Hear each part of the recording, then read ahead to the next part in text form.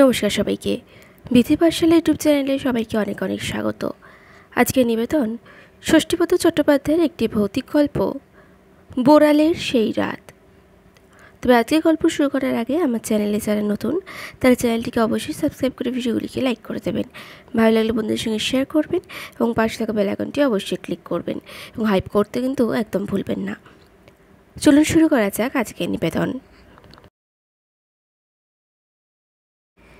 30 বছর আগেকার কথা। 24 পরগনা জেলার বোড়াল গ্রামে আমাদের এক বন্ধু ছিল, তার নাম কমলেশ। কি একটা অনুষ্ঠানে নিমন্ত্রিত হয়ে আমরা 3 বন্ধু গিয়েছিলাম কমলেশদের বাড়িতে, অজয়, সুশান্ত এবং আমি। এখনকার বোড়াল গ্রামকে দেখে তখনকার সেই গ্রামের কথা কিন্তু কল্পনাও করতে পারবেন না কেউ। সেই প্রবীণ মানুষদের যদি কেউ এখনও বেঁচে থাকে তাহলে তিনিই বলবেন। আমি একটুও বাড়িয়ে কিছু বলছি না। এই গ্রামের গাছপালা তখন এত ঘন ছিল যে বাইরে থেকে দেখিয়ে একটা তখন কোনো গ্রাম নয়, এক দুর্ভেদ্য জঙ্গল বলেই মনে হতো। যাই হোক, ওখানে গিয়ে বিকেলের দিকে গ্রামের আনাচে কানাচে ঘুরে বেড়ানোর সময় হঠাৎ গ্রামের প্রান্তে একটা ভাঙা বাড়ি দেখে অবাক হয়ে গেলাম। কি চমৎকার বাড়ি! কোনো রাজা মহারাজের ছিল বোধহয়, কিন্তু এখন তার এমনই হতশ্রী চেহারা যে দেখলে দুঃখ হয়। বসবাসের অযোগ্য তো বটেই, বাড়িটার দিকে তাকিয়ে ভাবতে লাগলাম, এত জায়গা থাকতে এই গ্রামের ভেতর কবে কোন মান্ধাতার আমলে কে যে বাড়ি তৈরি করেছিলেন তা কে জানে। সবচেয়ে রহস্যময় ব্যাপার এই যে বাড়িটি পরিত্যক্ত এবং বসবাসে অযোগ্য হলেও এর কাঠামো এমন মজবুত যে একে সরালে আবার এ তার পূর্ব ধ্বংসস্তূপ রূপ ফিরে পাবে। ছাদের আলসের কার্নিশ এখনও অক্ষত, অর্থাৎ ভাঙা বাড়ি কিন্তু ধ্বংসস্তূপ নয়, পরিত্যক্ত বাড়ি তবু ফেলে দেওয়ার নয়। বাড়িটার দিকে কৌতূহলী চোখে চেয়ে থেকে পায়ে পায়ে সেদিকে এগোতে বাধা দিল কমলেশ। হাত ধরে বলল, আর না বন্ধু, আর এগিয়েও না। কেন? বাড়িটা একটু বদনাম আছে। সে তো সব বাড়িরই থাকে, যেখানে যত পোড়ো বাড়ি আছে সবেরই বদনাম। তাই বলে এমন চমৎকার বাড়িটাকে একবার ভেতরে ঢুকে দেখা যাবে না? কেউ ঢোকে না ও বাড়িতে। কেন? ভূতের ভয়? ওই বাড়ির ভেতরে ঢুকলে ভূতে গলা টিপে মারবে? ঠিক তাই, ভূতে এসে গলা টিপে মারবে কি না জানি না, তবে ভূতের বাড়িই ওটা। ভূতের বাড়ি? আমরা হো হো করে হেসে উঠলাম। এরপর যা হয়ে থাকে সচরাচর এক্ষেত্রেও তাই হলো। অর্থাৎ কিনা আমরা নানা রকম ঠাট্টা তামাশা বিদ্রূপ এইসব করতে লাগলাম কমলেশকে। কমলেশ একটুও উত্তেজিত হলো না, বরং হেসে বলল, দেখো ভাই, আমরা গ্রামে থাকি, তোরা তো আমাদের মানুষদের মর্যাদাই দিস না, ভাবিস কুসংস্কারে আচ্ছন্ন কিছু দু পেয়েছি বুঝি ওগুলো। কিন্তু জেনে রাখো, যা বলছি তা মিথ্যে নয়। সাহস থাকলে পরীক্ষা করে দেখিস। অবশ্য পরীক্ষা না করাটাই ভালো, কারণ তোদের মতো গোয়ার গোবিন্দ যে 2-1 জন পরীক্ষা করতে গেছে তারা এমন শিক্ষা পেয়েছে যে আর ওমুখ হয়নি। অজয় বলল, তাই নাকি? তাহলে তো পরীক্ষা করতেই হচ্ছে। অবশ্য তোর কথা যে একেবারে উড়িয়ে দিচ্ছি তাও নয়, তবে কি জানিস, যেখানেই যাই, যে গ্রামেই যাই, পোড়ো বাড়ি দেখলেই শুনি ভূতের উপদ্রবের কথা। মাঠের মাঝখানে বেল গাছ থাকলেই শুনি সে গাছে নাকি ব্রহ্মদৈত্যী আছে। আর মাছ ভর্তি পুকুর দেখলেই শুনতে পাই এ পাড়ের রাত দুপুরে ভূত বেরোয়। যারা মাছ ধরে তাদের কাছে ঘ্যান ঘ্যান করে মাছ চায়। কাজেই এই ব্যাপারগুলোতে তো আমাদের আস্থা নেই। তাই ভাবছি তোদের দেশের এই পোড়ো বাড়িটাতে এক রাত কাটিয়ে ভূত জিনিসটা আসলে কী তা একবার দেখে যাই। কমলেশ বলল, না, তোদের মতো অবিশ্বাসী ছেলেদের এদিকে নিয়ে আসাটাই ভুল হয়েছে। আমি বললাম, খুব রেগে গেছিস মনে হচ্ছে। রাগের কি আছে? সুশান্ত বলল, বেশ তো, আমরা কোনো পরীক্ষা চাই না, শুধু গোয়ার তুমি করে এক রাত এই বাড়িতে থাকতে এসে উচিত শিক্ষা পেয়েছে এমন একজনের সঙ্গে অন্তত আমাদের পরিচয় করিয়ে দে। কমলেশ এবারে আমতা আমতা করতে লাগলো। সুশান্ত বলল, তার মানে এমন কারোর নাম তোদের জানা নেই, যে লোকটা প্রত্যক্ষদর্শী, যে কিছু একটা বলতে পারে, অথচ এত বড় বাড়িটাকে ভূতের বাড়ি আখ্যা দিয়ে চোর ডাকাতদের খাঁটি করে রেখেছিস তোরা? আমি বললাম, আজ রাত্রে এ রহস্য উন্মোচন করতে চাই আমরা। কমলেশ বলল, দোহাই, আজ নয়, একটা কাজের বাড়িতে এসেছিস, খেয়ে দিয়ে আনন্দ কর যা, পরে যখন হোক, যেদিন হোক আসবি, কথা দিচ্ছি আমি নিজে সাহায্য করব তোদের। বেশ, তাই হবে। নতুন একটা অ্যাডভেঞ্চার মনোভাব নিয়েই আর একবার এখানে এসে আসবো আমরা। তখন যা হয় হবে। বেলা গড়িয়ে আসছে তখন। আমরা আর ওই ভুতুরে বাড়ির দিকে না গিয়ে অন্য পথ ধরলাম। মাসখানেক পরে আবার একদিন কমলের সঙ্গে ওদের গ্রামের বাড়িতে এসে হাজির হলাম আমরা। ওর বাড়ির লোকেরা তো দারুণ আপত্তি করলো আমাদের মতলব শুনে। সবাই অনেক ধরে করে বোঝালেন এই কাজে ঝুঁকি না নিতে, কিন্তু আমরা কারোর কথা কানেই তুললাম না। যথারীতি ওদের বাড়িতে খাওয়া দাওয়ার পর একটু বেলবেলি 3 বন্ধুতে এসে হাজির হলাম এই পোড়ো বাড়িতে। এলো না শুধু কমলেশ, সে আগেই বলেছে, দেখ ভাই, আমি ওসব পরীক্ষা নিরীক্ষার ব্যাপারে নেই। ও বাড়ির ঘটনার কথা আমরা অজানা নয়, কাজেই জেনে শুনে বিষপান আমি করব না। তবে তোরা যেতে চাইছিস যা। যদি কেউ নিচের থেকে মরতে চায় তাহলে কি কারোর ক্ষমতা যে তাকে বাঁচাতে পারে? এই কথাতেই আমরা এলাম। ঠিক হলো, এক রাত এই পোড়ো বাড়িতে থেকে পরের দিন সকালে ফিরব। তবে আমাদের এই থাকাথাকিতে কোনো বাজিটাজির ব্যাপার ছিল না, শর্ত ছিল সত্যতার। অর্থাৎ আমরা অলৌকিক কিছু দেখলে সেটাকে অস্বীকার করব না। আবার সত্যি যদি রোমহর্ষক ঘটনার সম্মুখীন হই তাহলেও রনে বনে জঙ্গলে গিয়ে পালিয়ে যেতে লজ্জাবোধ করব না। আসলে আমাদের এই থাকাথাকির ব্যাপারটা ঠিক চ্যালেঞ্জের নয়, স্রেফ সত্য যাচাই এবং কৌতূহল মেটানোর ব্যাপার। আমাদের আগ্রহ দেখে স্থানীয় লোকেরাও অনেক বারণ করেছিলেন। সবাই বললেন, কি দরকার ভাই সুখে থাকতে ভূতে কিলোবার? ভূত না থাকুক, গুন্ডা বদমাস তো আছে। অযথা গোয়ার তুমি করতে গিয়ে কেন বেঘরে মরবেন? তার চেয়ে ঘরে ছেলে ঘরে ফিরে যান। এই বাড়িতে সত্যি ভূতের উপদ্রব না হলে মাঠের মাঝখানে বাড়িটা কখনো এমন পড়ে থাকে? আমরা কিন্তু কারোর কথাতে কর্ণপাত করলাম না। যে যা বলল তা কান খাড়া করে শুনে গেলাম। তাদের কথা গুরুত্ব দিয়ে ফিরে এলাম না। দ্বীপে এই পোড়ো বাড়ির ভেতরে ঝিঝি ডাক শুনে মশার কামড় খেয়ে রাত জাগা শুরু করলাম। মাঝে মাঝে ভয়ও করছিল, তাও নয়, ভয় ছিল সাপের। হাজার হলো বহুদিনের পোড়ো বাড়ি, তবুও আমরা সাবধানতা অবলম্বন করেছিলাম। অর্থাৎ বিকেলবেলা বাড়িতে ঢুকেই কার্বলিক অ্যাসিড ছড়িয়ে দিয়েছিলাম চারিদিকে। মুরগির মাংস, রুটি আর সন্দেশ ছিল রাতের খাদ্য তালিকায়। আর ছিল চা তৈরির সরঞ্জাম।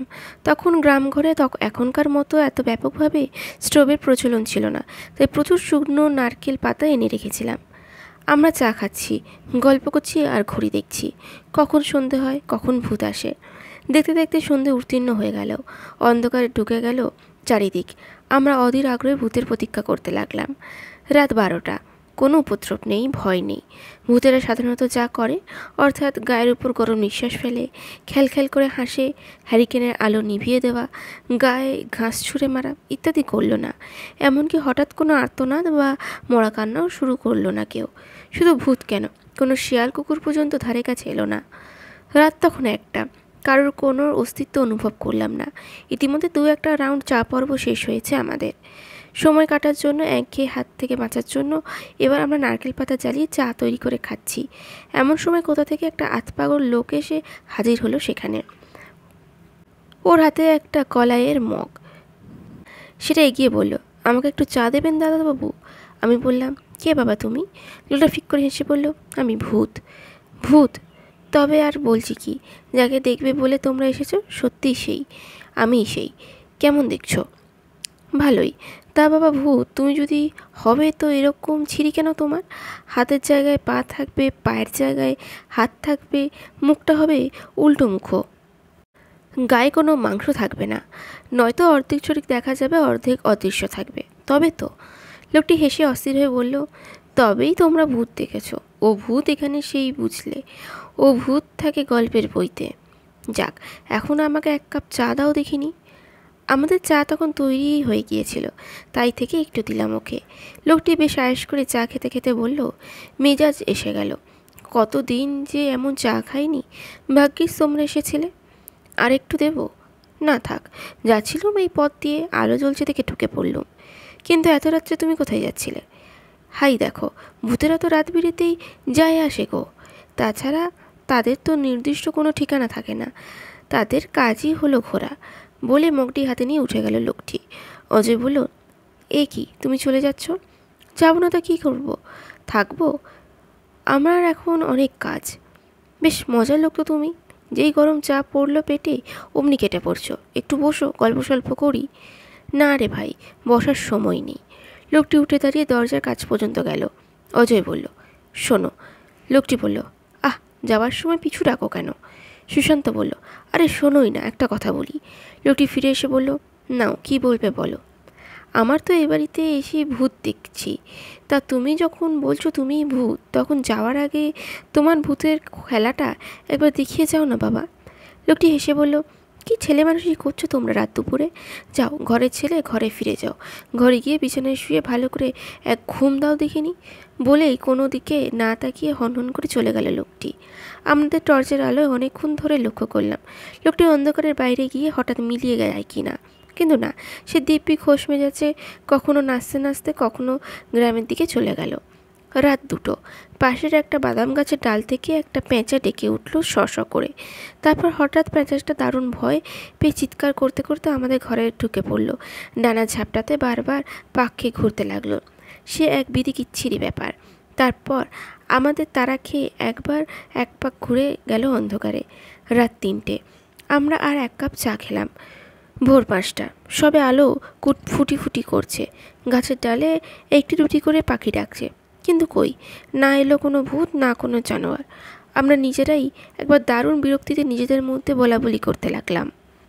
শুধু শুধু এই গেঁয়ো ভূতগুলোর কথা শুনে রাতের ঘুম নষ্ট করে ভূত দেখতে না এলেই হতো। কি দেখতাম? সব কিছুই তো নেই। মাঝখান থেকে মশার কামড় খেলাম, ঘুম হলো না, শরীরও খারাপ হলো, যত সব। দেখতে দেখতে ভোর হলো। আমরা তল্পা গুটিয়ে পোড়ো বাড়ি থেকে চলে এলাম। বেশ কিছুটা পথ আসার পর দেখলাম কমলেশ এবং গ্রামের 2-4 জন লোক আমাদের অবস্থা দেখার জন্য এইদিকেই এগিয়ে আসছে। কাছাকাছি এসে মুখোমুখি হতেই অবাক বিস্ময়ে আমাদের দিকে তাকিয়ে রইল ওরা। এমনভাবে তাকালো যেন আমাদের দেখেইনি কোনো দিন। ভয় বিস্ময় কী যেন ছিল ওদের চোখে, যেন আমরাই ভূত, তাই ভয়ে ভয়ে আমাদের ভূত দেখছে। একজন জিজ্ঞাসা করলেন, রাত্রে আপনারা ভয় টয় পাননি তো? না, তেনাদের কোনো উপদ্রব হয়নি। না। কিছু দেখেননি আপনারা? হ্যাঁ দেখেছি আমরা, একটা ঘোড়া মাথা, হাতির মুন্ডু। তা তো দেখবিনি বাবু, হাজার হলেও রাজা রাজার বাড়ি, হাতি ঘোড়া কত কী ছিল। আর একজন বলল, আরে বুঝছো না কর্তা, বাবুরা আমাদের বিদ্রুপ করছেন। আমি রেগে বললাম, করবই তো, শুধু শুধু আমাদের বুজরুগিতে উত্তেজিত হয়ে এই যে একটা পোড়ো বাড়িতে ফালতু একটা রাত কাটালাম, তার খেসারত কে দেবে? এইভাবে মানুষকে ধাপ্পা দেওয়ার কোনো মানে হয়? আর একজন বলল, ধাপ্পা দেবো কেন, আমরা যা বারবার শুনে এসেছি তাই বলেছি। তাছাড়া আমরা তো আপনাদের পায়ে ধরে স্বাধীনই যে ওই বাড়িতে রাত কাটাবার জন্য, বরং আপনাদের ভালোর জন্য আমরা বারবার বারণই করেছিলাম। আপনারা তো শুনলেন না। আমাদের লোকের মুখের কথা শোনার ভিত্তি করে কেউ ঢুকি ওই বাড়িতে? আমি বললাম, বেশ, এবার আমরা ওই বাড়িতে 1 রাত থেকে প্রমাণ করে দিলাম যে তোমাদের শোনা কথা কাহিনীগুলো সব ভুল। এবার থেকে নির্ভয়ে যাবে ওই বাড়িতে। ভূত তোমাদের ভয়ও দেখাবে না, মেরেও ফেলবে না, খেয়েও নেবে না। কমলেশ একটা দীর্ঘ নিঃশ্বাস ফেলে বলল, সবই তো হলো, কিন্তু একটি রাত্রের ভুলের মাসুল যে তোমাদের কঠিন মূল্য দিতে হবে, তা কি তোরা কখনো বুঝিসনি? কীরকম? তোরা একবার খুব ভালো করে নিজেদের চেহারাগুলো তাকিয়ে দেখা। কমলেশের কথা শুনে আমাদের সবাই দিকে তাকালাম। সত্যি তো, একই চেহারা হয়েছে আমাদের। আমাদের বন্ধুদের মধ্যে অজয় ছিল অত্যন্ত রূপবান, কিন্তু তার সেই চাঁপা ফুলের পাপড়ির মতন গায়ের রং হঠাৎ এত কালো হয়ে গেল কী করে? ওর বাঁশির মতো লম্বা নাকটা টিয়া পাখির ঠোঁটের মতো বেঁকে গেছে। তাছাড়া ওরা দুকানে মাকড়ি, হাতে বালা কোত্থেকে এলো? যেন অরণ্যবাসী এক ভিল যুবক। আর সুশান্ত, ওই এক রাত্রে ওর মাথার চুলগুলো সব পেকে গেছে, ঠিক যেন 80 বছরের বুড়ো। গায়ের চামড়াতেও পাক ধরেছে। সামনের শাড়ির কয়েকটা দাঁতও নেই। না না, এ হতে পারে না, এ নিশ্চয়ই কোনো ইন্দ্রজালের ব্যাপার। এ যদি ওদের অবস্থা হয়, তাহলে আমার অবস্থা কি হয়েছে? সামনের একটা আয়না থাকলে অবশ্যই নিজেকে দেখতাম, কিন্তু এ কি, আমার হাতে এত রক্ত এলো কী করে? ঠিক যেন মনে হচ্ছে আমি কাউকে খুন করে এসেছি। তাছাড়া আমার সেই জামা প্যান্ট জুতো কিছুই তো নেই। তার বদলে এ কি, ময়লা চিরকুট ভুটানিদের মতন পোশাক, পায়ের ছেঁড়া নাকড়া জুতো, যেন এইমাত্র কোনো চা বাগান থেকে বেরিয়ে এসেছি। সবচেয়ে আশ্চর্যের ব্যাপার, আমার কোমরে একটা রংচটা কলাইয়ের মগ ময়লা দড়ি দিয়ে বাঁধা, যে মগটা কাল রাত্রে সে অদ্ভুত লোকটা চা খেয়ে সেটা হাতে নিয়ে চলে গিয়েছিল। এও কি সম্ভব? আজকে গল্পটি কেমন লাগলো কমেন্টে অবশ্যই জানাবেন। ভালো লাগলে লাইক করবেন, বন্ধুদের সঙ্গে শেয়ার করবেন এবং পাশে থেকে বেল আইকনটি অবশ্যই ক্লিক করবেন। নমস্কার।